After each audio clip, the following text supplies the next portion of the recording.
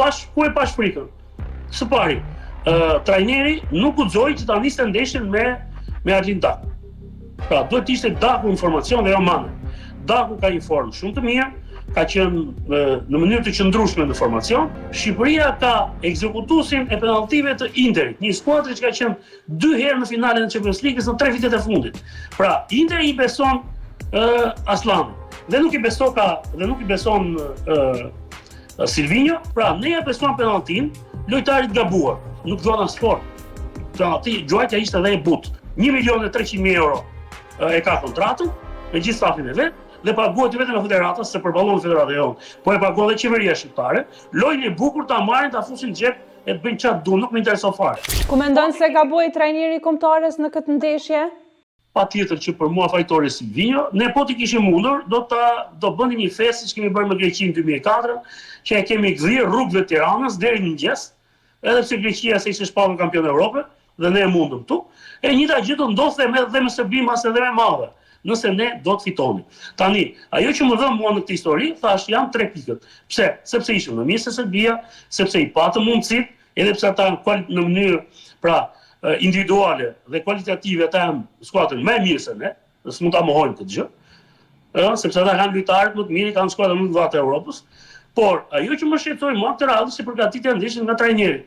Trajneri ndryshe nga çfarë bëri vitin e parë, duke na çuar në mënyrë të papritur.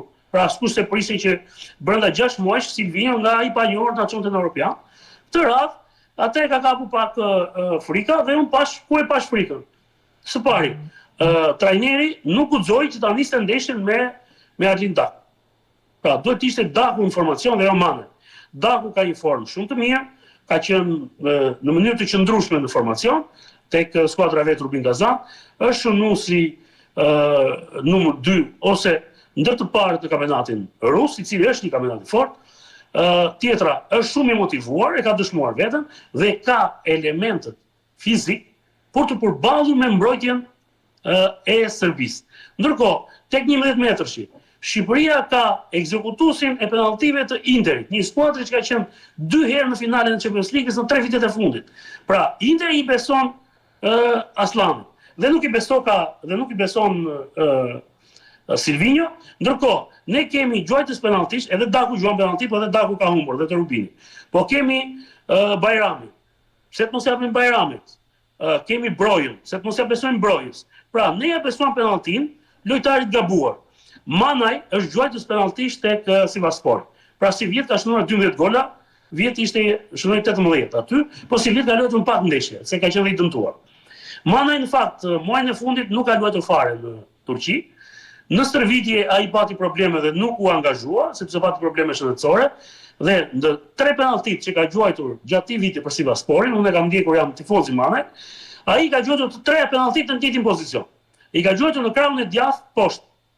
Të njëjtë penalltit që i gjuajti me Serbinë.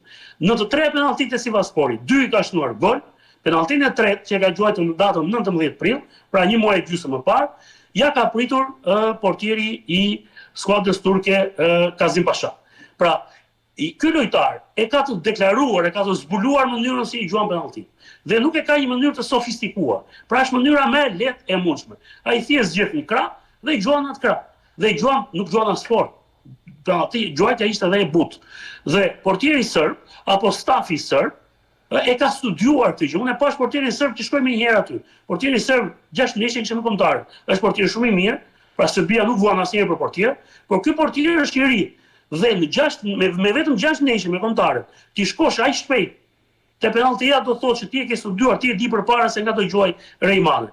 Dhe ky është problem. Pra, një gjuajtës penalltie, i cili nuk shkëlqen, i cili gjuan një lloj gjithë kampionatin, di vetëm një skem. E gjuan krah djathtë portierit, poshtë, nuk e çon as te cepi shtyllës, po e çon në midis vendosjes portierit dhe shtyllës. Pra ja bën më të lehtë portierit për ta kapur penalltin. Mua kjo më dhëm, sepse ne kishim mundësitë që ta ekzekutonte dikush tjetër 100% i saktë dhe ne sot të kishim 3 pikë, dhe unë jam i bindur që po të shënonim një gol Serbisë, ne mund të shënonim pastaj dhe të dytin dhe të tretin, siç ja kemi bërë dhe Polonisë dhe Çekisë. Nuk e bëm dot të gjë. Kjo është për faj Silvinho, se ai ka dalë e ka pranuar të gjë, edhe dje. Mua më shqetëson fakti që sa lehtësisht e pranon këtë gjë, thotë e kam fajin unë. Si mos zotëri e ke fajin ti? ti je aty se na ka thënë të na çosh në botror. Atëherë ku do t'i gjejmë ne këto pikët që nuk i morëm me Serbinë? Ku t'i gjejmë këto pikë?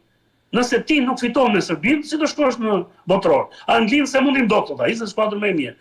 Serbinë po lojtëm bukur, nuk më intereson fare loja e bukur. S'dua lojë bukur me Serbinë. Dua të fitoj. Duhen 3 pikët, dua ta mund sportivisht Serbinë, dua t'i kënaq shqiptarët kudo që janë, që ka fituar kundër Serbisë dhe dua të shkoj Shqipërinë në kampionatin botror. Lojën e bukur ta marrin, ta fusin në xhep e të bëjnë çfarë duan, nuk më intereson fare.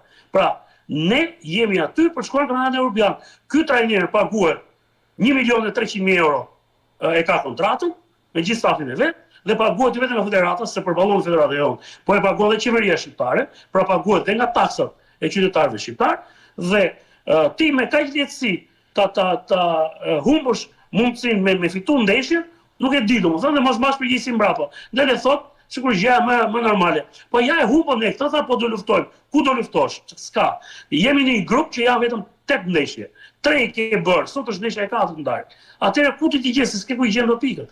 Kështu që kjo është gjëja që më shqetëson më shumë.